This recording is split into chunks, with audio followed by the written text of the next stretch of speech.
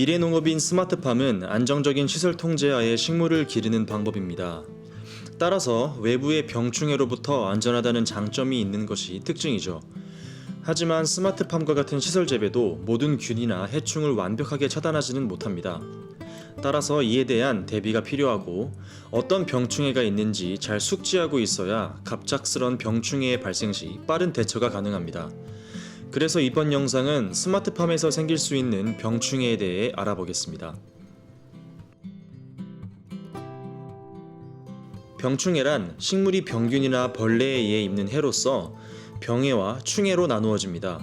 병해는 식물이 병균에 의하여 고사하거나 부패하여 수확에 피해를 주거나 작물의 품질이 떨어지게 만듭니다.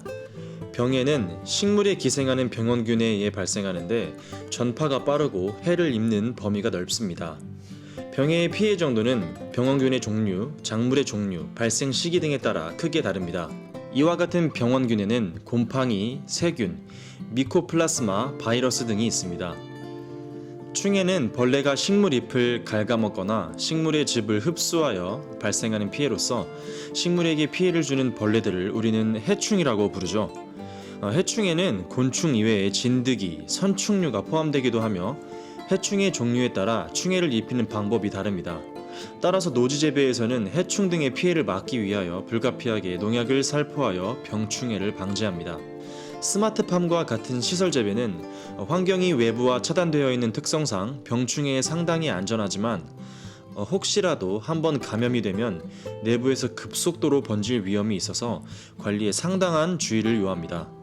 그럼 시설 재배에서 자주 발생하는 대표적인 병충해를 몇 가지 알아보겠습니다. 흰가루병은 곰팡이병으로 노지 재배와 시설 재배를 막론하고 많은 농부들에게 골칫덩어리입니다. 오이, 호박, 참외, 딸기 등 수많은 식물에 발생을 합니다. 잎이나 줄기에 흰 가루를 뿌려놓은 것처럼 번지며 처음에는 작은 반점으로 시작하지만 시간이 지남에 따라 눈에 띄게 증가합니다. 초기에 잡지 못한다면 주변 식물로까지 퍼져 식물이 결국엔 고사하게 됩니다.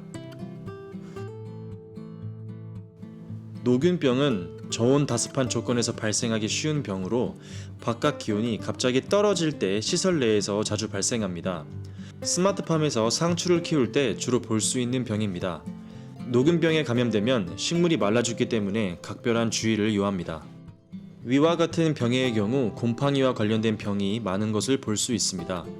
이 외에도 잿빛 곰팡이병, 무름병 등이 발생할 수 있습니다. 온실가루이는 작은 매미처럼 생긴 매미목 가루이과의 곤충입니다. 흰색의 외래 해충으로서 이름처럼 온실에서 주로 발생합니다. 보통 원예 작물에 발생하지만 상추 등의 농작물에도 피해를 주기 때문에 주의해야 합니다. 작아서 잘 보이지 않기 때문에 초기에 잘 살펴보지 않으면 보이지 않습니다. 한 마리당 수백 개의 알을 낳기 때문에 순식간에 번지는 특성이 있으며 한번 크게 번지면 박멸하는 것이 거의 불가능에 가까울 정도로 어려우므로 초기에 잡아주는 것이 중요합니다. 목화진딧물은 거의 모든 작물에서 발생하며 약충, 성충이 기주식물의 잎 뒷면에 서식하며 즙을 흡수합니다. 이는 모자이크 바이러스 등의 2차 피해를 야기시키므로 초기에 제거해야 합니다. 이 외에도 오이총재벌레, 긴털가루응해, 작은 뿌리파리 등의 충해가 발생할 수 있습니다. 이번에는 병충해 이외에도 수경재배에서만 발생하는 양액오염도 설명해 보겠습니다. 대부분의 수경재배는 양액을 순환시켜서 모든 식물이 공유하기 때문에 양액의 균이 증식하게 되면 급속도로 퍼지게 됩니다. 따라서 양액의 수처리 과정이 굉장히 중요합니다. 양액오염을 일으키는 대표적인 병원균은 피시움, 피토프토라 등의 편모균과 후사리움 등의 사상균이 있습니다. 이 균들은 식물의 근부병, 위조병, 청구병 등의 피해를 입힙니다. 지금까지 스마트팜 등의 시설에서 발생하는 병충해에 대해 간략하게 알아봤습니다. 이번에는 각 병충해의 방제법에 대해서도 알아보겠습니다. 식물이 병충해를 입었을 때 가장 확실하고 빠른 방제법은 농약 살포입니다. 한국에서는 농약에 대한 인식은 부정적인 이미지가 강하지만 어쩔 수 없이 사용해야 하며 생각보다 안전하다는 연구 결과가 계속해서 나오고 있습니다. 스마트팜 등의 시설 재배는 유기농을 강조하기 때문에 최대한 농약 살포는 자제하는 것이 좋지만 꼭 필요하다면 제충국 등의 친환경 약품을 사용하는 것이 좋습니다.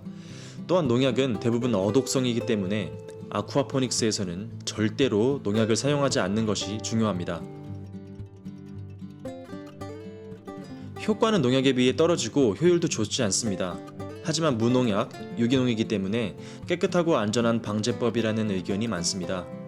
육안으로 벌레 등을 확인하여 손으로 직접 잡거나 물, 열, 광선, 전기 등을 이용하여 잡는 방법 등이 있습니다. 이 외에도 농업에서는 많이 쓰이지는 않지만 고농도 이산화탄소를 시설 내에 채워서 해충을 박멸하는 방법도 있습니다.